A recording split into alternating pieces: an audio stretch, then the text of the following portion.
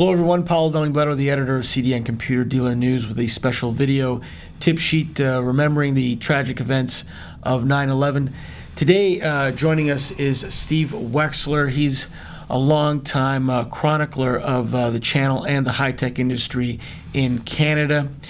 We have a very special story to tell you because Steve was actually on a plane in 9/11 that morning, circling the airport, and actually saw the tragedy unfold. Steve, thank you very much for joining us today. Glad to be here, Paulo. Take me back to that day and tell me what you saw up there in the plane, and what was the reaction inside the cabin?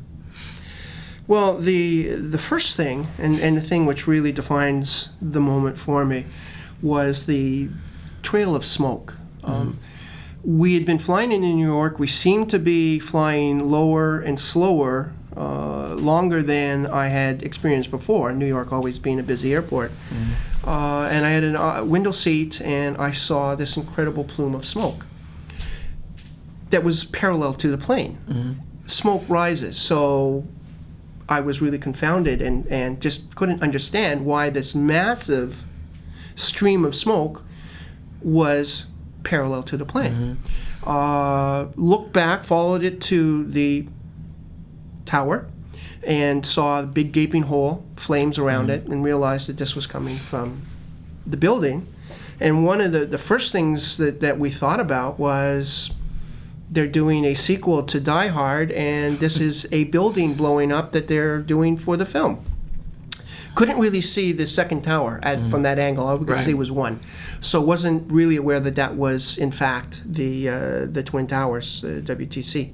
And then as we circled lower to land, we could see the second building, and there was another hole and another fire. And apparently, as we had circled to come in to land, where we were facing the buildings again, the second jet must have just gone into the second tower.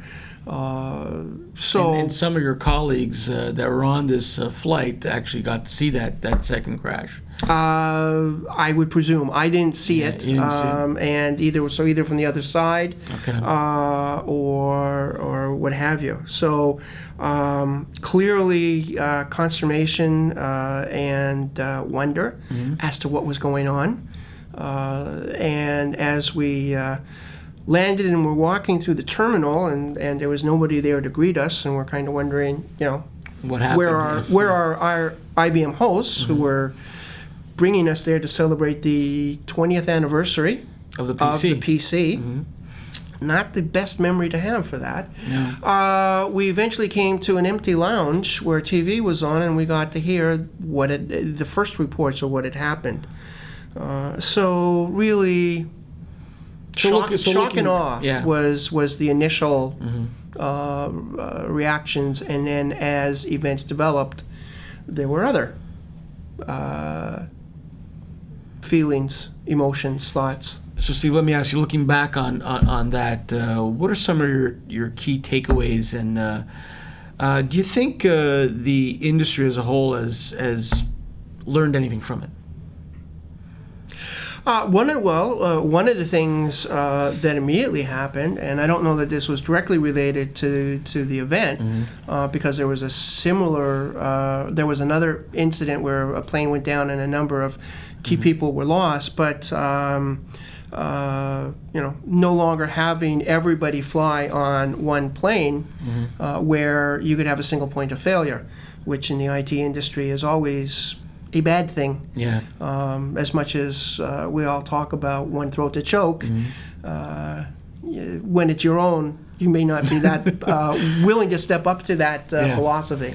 Well, that is really what makes really our industry, our small little industry here in Canada, sort of a unique Canadian perspective on the 9/11 tragedy. Steve Wexler, thank you very much for joining us today. And that's it for me. I'm Paul Dunningblatter, the editor of CDN Computer Dealer News. Thanks for watching.